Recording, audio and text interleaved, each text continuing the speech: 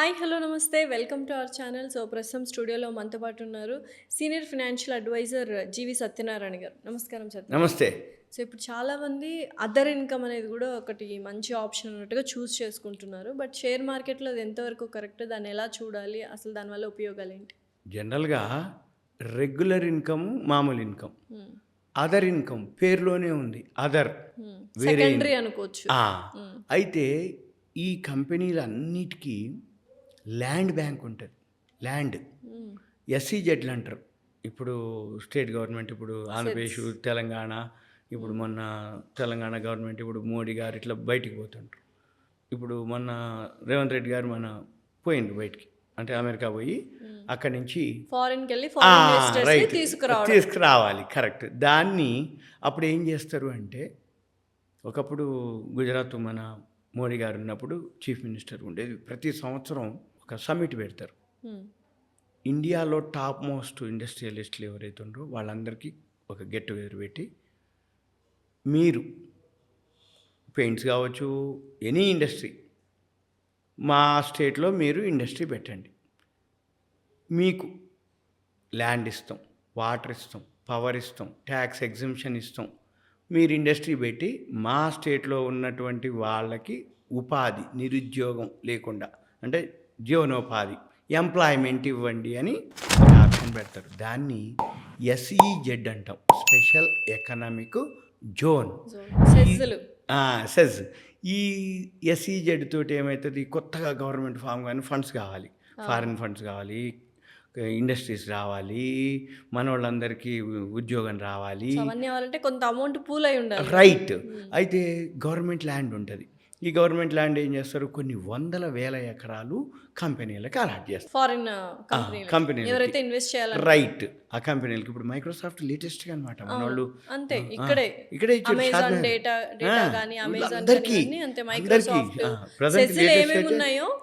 Correct. వాళ్ళందరికీ ఇచ్చేసేమైందంటే ఇప్పుడు షాద్నగర్లో మైక్రోసాఫ్ట్కి ఇస్తున్నారు. వాళ్ళు ఏం చేస్తారు, కొన్ని లక్షల వేల కోట్లు అంటారు పెట్టుబడి పెట్టినప్పుడు ఏమవుతుంది, మన గవర్నమెంట్ ఏం చేయాలి, ల్యాండ్ ఇవ్వాలి, వాటర్, పవరు, ట్యాక్స్ ఎగ్జిబిషన్. వాళ్ళ పని ఏంది, పెట్టుబడి పెట్టి దాన్ని డెవలప్ చేసి ఎంప్లాయ్మెంట్ ఇవ్వాలి. రైట్. అప్పుడు ఏం జరుగుద్ది, అప్పుడు స్టార్టింగ్ ఇప్పుడు ఊరు బయట అయింది. ప్రజెంట్ ఒక 20 ఏళ్ళు 25 ఏళ్ళు అయిపోయినాక అక్కడ పెద్ద ఊరు అయిపోతుంది. అక్కడ ల్యాండ్ కాస్ట్ పెరుగుద్ది, పిల్లలు, schools, hospitals, cinema halls, railway station, bus stand, ఇట్లా బాగా డెవలప్ అయిపోగానే అక్కడ ల్యాండ్ కాస్ట్ ఇప్పుడు 4 డిజిట్స్ నుంచి 5-6 డిజిట్స్కి పోతుంది. ఎప్పుడైతే అది పోయిందో ఇదంతా ఎవరిది, ఆ కంపెనీది. దాన్ని ల్యాండ్ బ్యాంక్ అంటాం. ఈ ల్యాండ్ బ్యాంక్ ఏదైతే ఉందో ఈ ల్యాండ్ బ్యాంకు కంపెనీదిగా ఒక 25 ఏళ్ళు 30 ఏళ్ళు అయిపోయింది. ఇక 25 ఏళ్ళు 30 ఏళ్ళు అయిపోయినాక కంపెనీ ఏం లేకపోయినా రన్ అవుతుంటుంది. ఆ ల్యాండ్ ఇంత అమ్మినా కానీ కొన్ని వందల వేల కోట్లు వస్తాయి కంపెనీకి. దాన్ని అదర్ ఇన్కమ్ అంటారు, అమ్మితే.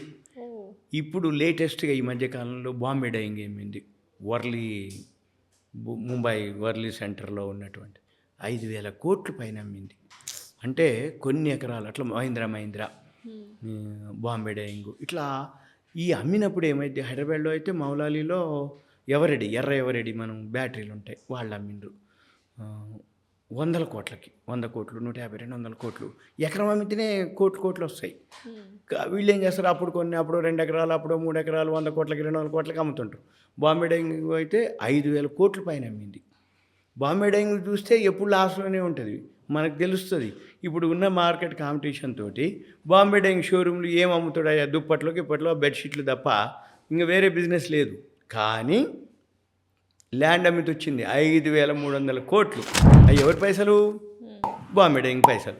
బాంబే డైయింగ్ కంపెనీ పైసలు అంటే ఎవరు, షేర్ హోల్డర్ల పైసలు అంటే ఎవరు, మనం ఒక షేర్ కొనుక్కుంటే బాంబే డైయింగ్ షేరు, ఆ 5,300 కోట్లు నీది కూడా బాగా ఉన్నట్టే, నీదే. అప్పుడు మనం ఏం చేయాలి, అది కూడా ఇన్కమే, అదర్ ఇన్కమే కంపెనీకి, అది కూడా ప్రాఫిట్లోనే యాడ్ అవుతుంది, నెట్ ప్రాఫిట్లో. అప్పుడు మనం ఏం చేయాలి, ఈ అదర్ ఇన్కమ్ ఏదైతే ఉందో, ఏ కంపెనీకి ఎంత వచ్చిందో, ఇవి మనం కరెంట్ అఫైర్స్ న్యూస్ వస్తుంటాయి. అయితే అప్పుడు 2 గీతలే ఉంటుంది. ఇప్పుడు మీకు నోటిఫికేషన్ వస్తుంది, ఏమని, Bombay Dyeing purchased for sale Worli, Bombay ఒక 5,000 ప్లస్ సేల్ పెట్టింది. ఒక 3 ఎకరాలు 4 ఎకరాలు సేల్కి పెట్టిందని వస్తుంది చిన్న న్యూస్. అంటే ఏంది, డీల్ నడుస్తుంది.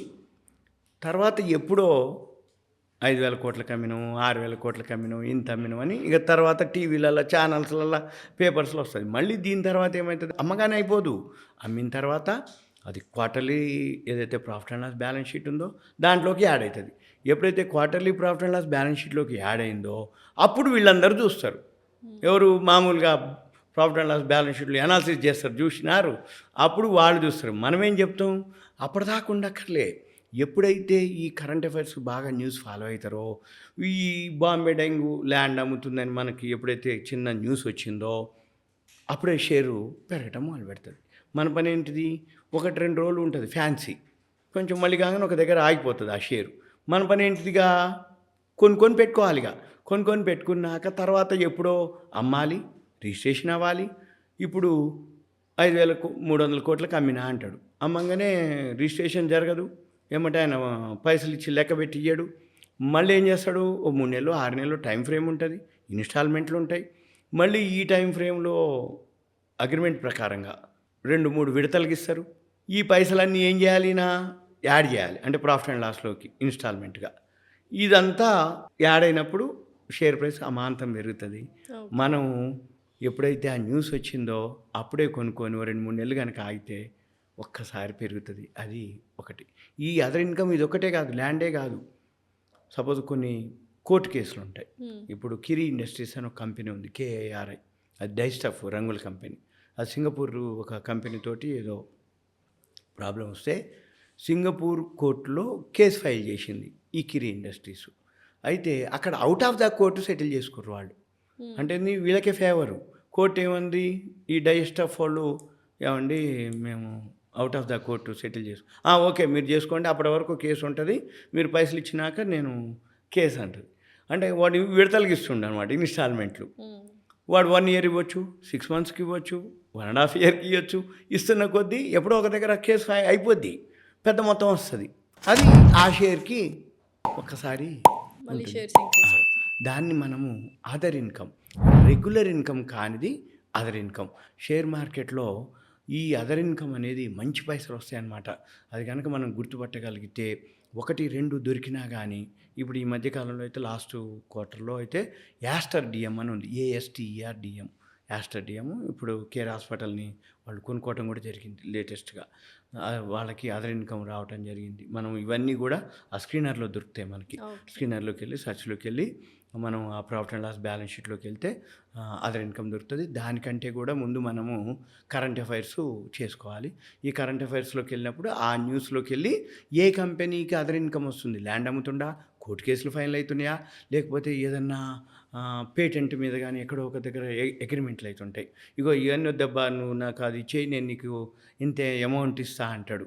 అటువంటివన్నీ కూడా అదర్ ఇన్కమ్కి ఏ విధంగా వస్తుందో తెలియదు. అదర్ ఇన్కము వచ్చింది అనేది మంచి పైసలు, ఒక్కసారి ఆ షేరు వెళ్ళిపోతుంది అనమాట. అది మనము చూడాలి, అదొక మంచి income. Okay, thank you so much. Right, thank you.